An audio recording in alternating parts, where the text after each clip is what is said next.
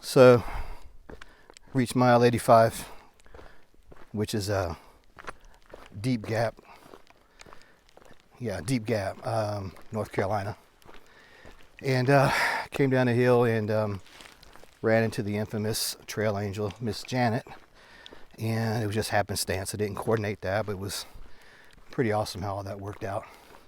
So my plan was to get off trail, take a Nero over in Franklin, North Carolina, and resupply, stay the night, do the laundry, and get back on trail the next day.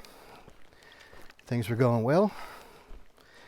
Stayed at this crappy motel, and but the people were really nice, so I don't want to be too negative about it. They were very kind people there. But anyway, next morning got up, ran across the street to eat at the local diner, paid for my food, and the motel I'm staying at is literally maybe 75 yards, less than a football field, across the street. So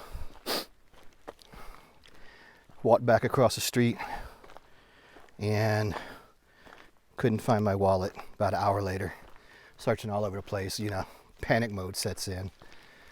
And I'm like, oh man. So I ran back to the diner. They're like, no, nobody's turned in the wallet. No, we haven't seen anything. I mean, you can literally, it's a direct line of sight from the motel to the diner. My guess is that I must have dropped it and someone walked by and picked it up. I don't know. I'm going with that. So here I am, out of state, looking like a vagrant already. Got my homeless beard going on. Look like I crawled out under a bridge. Got everything I own in a backpack. And I'm walking up and down the street like some crazy person. I know the businesses were like, what is that dude doing?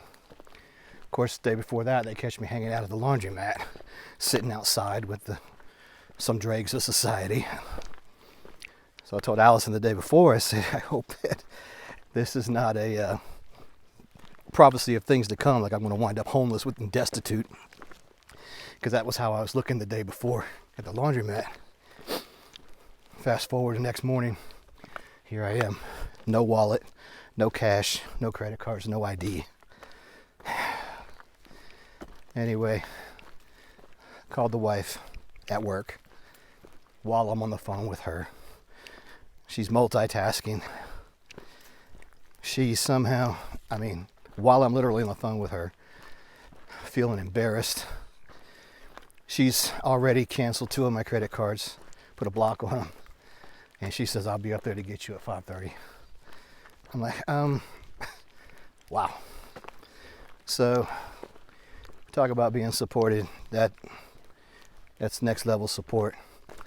So she scooped me up, came back home, ate a ridiculous amount of food, and next morning come back up to, I was going to get her to drop me off at Deep Gap and put it in my GPS, and the time factor, the ETA, of when I was going to get to Deep Gap wasn't really looking like, it didn't seem right. But we ran with it anyway. And you know how forestry roads are. When they go down mountains, a lot of times there's more than one forestry road, or, multiple forestry roads usually on either sides of the mountain. So in other words, more than one way to get there is what I'm trying to say. So we go down this forestry road and it's got potholes. It's a hot mess. We go down this road like 8 miles, 6 miles, 8 miles, way down there. But you could only go really slow, so it took forever. Then the GPS says the road's about to end, but yet it still said we had several miles to go to the destination. We rolled up on this piece of property and stopped. Of course, they had dogs out there. Private property signs all over the place. If you spend any time in the remote mountains or anywhere backwoods, when you see private property signs and things like that, be careful. I go there, this this young kid goes and he says, let me go get my boss. So I guess it's like a business there. This guy finally comes out. This dude looks like the old salty sea captain, boat captain from the movie Jaws. You know, he's got the, you know, whatever that beard thing is he's got coming down. He looks the part. He breaks out this brown cigarette thing like I've never seen before. Lights it up. And so we start talking, you know, of course, I'm like, you know, I'm awfully sorry to trouble you. This is my situation. He goes, oh no, that road stops up ahead. Then you got to get out and you got to hike 4 miles. Oh, okay. Well, I'm a hiker. I suppose I can do that. Well, I says, the trail marked? Yeah, it's marked. And then the kid goes, oh no, remember there's a fork in the road. Which way should he go then? Go the way to go to Deep Gap. I'm like, well, so these two are talking back and forth a little bit. I'm getting more and more confused. And so he goes, hang on, let me draw you a map. All right, cool. He breaks out this map. Here's where the old Girl Scout camp is. After that, you're going to pass a flat spot. You can go left or right. Now, don't go left. You want to go right. My eyes are starting to gloss over. He's giving me all these details like I'm supposed to know. Then he breaks out this topo map. He said, when you get toward the top, he goes, it gets really steep and there's some pretty sketchy rock scrambles there. I'm like, dude. So I said, well, I'm sure I could find it. I said, is the trail pretty clearly marked still? And he goes, well, I don't know. I haven't been up there in 15 years. All right. Thank you so much for your help, sir. Let me go talk to the missus in here. Got back in the car, slammed the car door. Allison doesn't even want to look at me at this point. I don't blame her. And so I said, I'm not going to go up there. I'll be using my Garmin rescue device before the night's out. And I showed her the little hand sketch. She goes, what is that? Yeah, that's my map, how to get back to the Appalachian Trail. So, bless her heart, she puts it in reverse. Do a 3-point turn around in this narrow dirt road. Cross back through the water. We're driving a regular car at this point, mind you. We're not driving my 4-wheel drive. We go bumpity bump all through the road, over the river and through the woods, and single lane all the way back to the main road. So we're going to go back to Franklin and just backtrack our steps. We don't have cell service, so our map app won't pull up.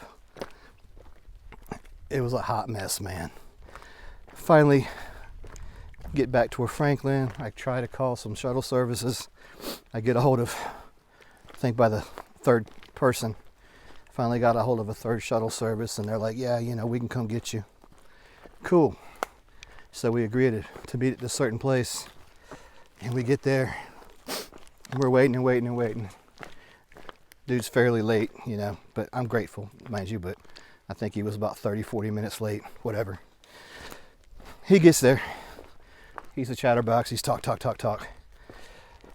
Gets my backpack in his car, a Subaru, for off-trail.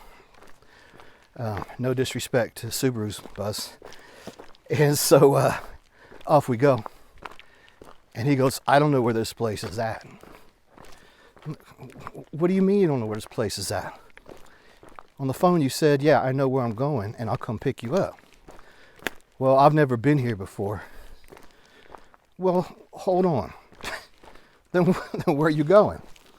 Well, will you recognize it when you get there? I said, yeah, when I get there, but I'm not going to recognize it on the way there. I didn't, you know. Oh, man. So we finally get there. He had to call his boss. His boss had to tell him what to do. Come to find out that I was his very first shuttle ride customer ever. We finally get on this dirt road. It's a straight darn shot all the way to where I need to go. He's driving 2 miles an hour. He said, this is not packed road. It was clearly packed road. It was just a little gravel. Nothing wrong with it. It was, and it was funny. About 0.2 miles before our destination, he stops the car. He says, "Hey, I hate to ask you this, but I need you to pay me." Sure, no problem. He goes, "Yeah, I don't want to. We're not allowed to take money on federal grounds," I think is how he phrased it. I'm like, "Bro, you've been driving on a forestry road for 6 miles. Whatever, dude. Here's your money." I was just so grateful to finally get to the trail, y'all. Finally at 2 o'clock today, I got back on trail. And they have this huge setup. These folks are somebody's celebrating a 20-year anniversary of something. And they got trail magic. They got wings on the grill. They got the works, man. It's like a darn circus tent out there. Chairs, food, everything you could want. "Hey, buddy, you want some trail magic?" "Thank you, but no. I just want to go hike." I wanted to kiss the trail. Oh my gosh.